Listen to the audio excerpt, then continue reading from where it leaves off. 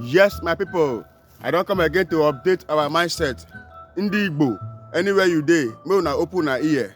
The secret, when they be say yes, when they see who Nnamdi Kanu up till now, it don't expose.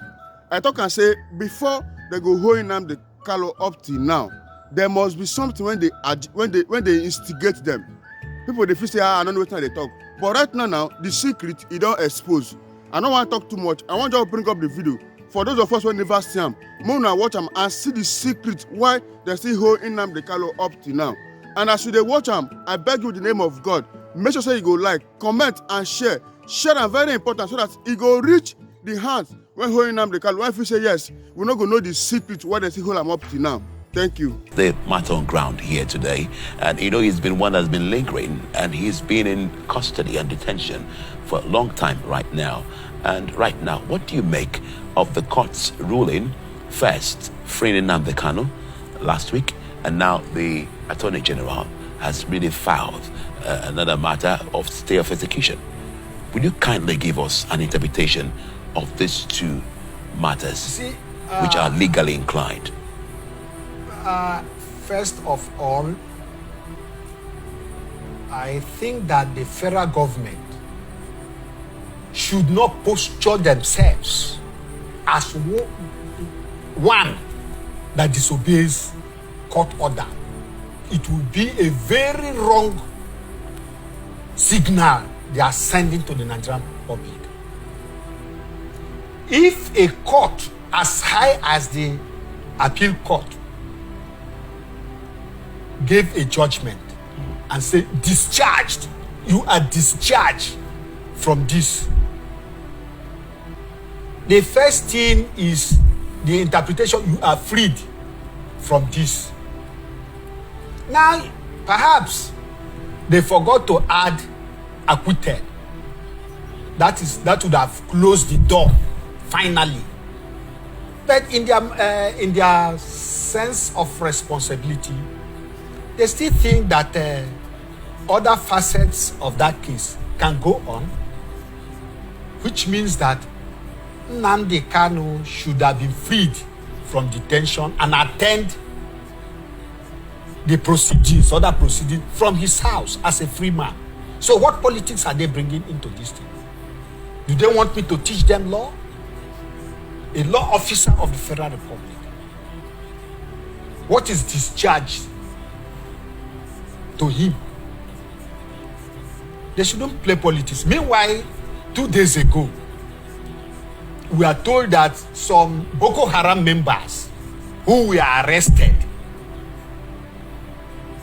never charged to court, who are fighting war against their own country, who are supposed to face trial for treason, high treasonable felony, but we are not so done. We are freed, sent to amnesty camp.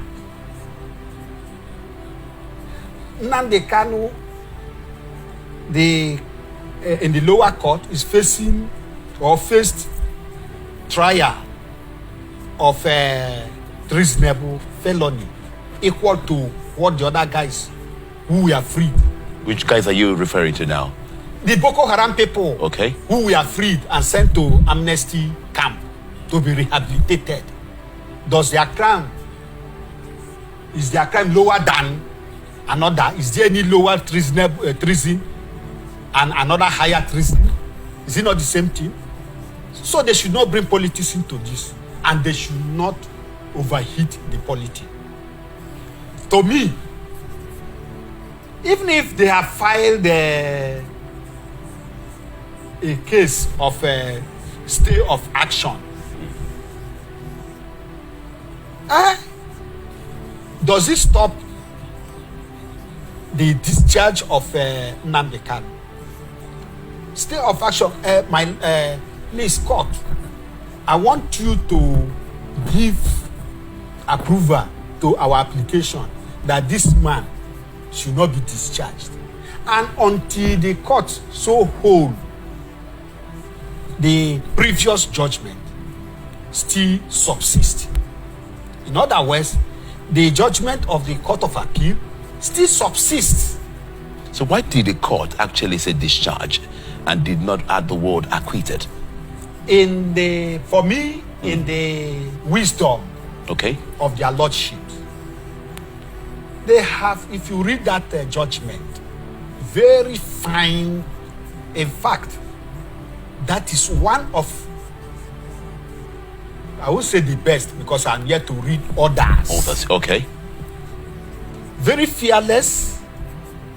It brought to the fore some elements. You know, when you are charging something to court, there are some elements where that offense was committed, the date, and all that. These things were lacking. And yet, a lower court went on. These are the things the lower court would have corrected ab initio. But they didn't do. The Court of Appeal, in their wisdom, pointed out this and also stated that even the attempt from Kenya was illegal under international law. So what are they going to appeal? That judgment was good, very sound. At least it's a guiding principle, and I'm sure too it will stand as precedent in times to come. So what message do you think the federal government, in your interpretation right now, what message do you think the federal government is really sending to the public? And you talked about politics being brought into this. Yes. Will you kindly elucidate on how this matter has really brought, or how politics has been brought into this matter of Nnamdi Kanu being freed and acquitted? Yes, what I am afraid is that the federal government, by their actions since the judgment of the Court of Appeal, by their actions and body movement, is showing that they are intransigent and recalcitrant to to obeying court orders. The first thing they would have done is free. Discharge means freedom. Acquitted means every other subsisting charges concerning this is closed. But they say, free him first. Let him attend to the other ones as a free man. So, not to free him means that ab initio, they have something beyond the charges they filed against him in the first place. And you recall too, this issue has not has gone beyond the shores of Nigeria. You recall about some 3-4 months ago, the United Nations Human Rights Council, in their wisdom, gave the federal government 6 months to release Nnamdi Kanu. It is there. And so when federal government will now begin to give other interpretation as if acquittal is heavier than discharge. I mean, you now see politics coming in. Discharge. Oh, because acquittal is not there. What is acquittal? So they should handle so that it will not stir up. You know, so many people still think that this country is highly balkanized. So many people are keeping it to their chest that, look, this country is being controlled by a section of it. For we in the Niger Delta, we look at the map. If you take the map of Nigeria, Niger Delta very small, carrying the weight of the whole country on their head. and no one cares.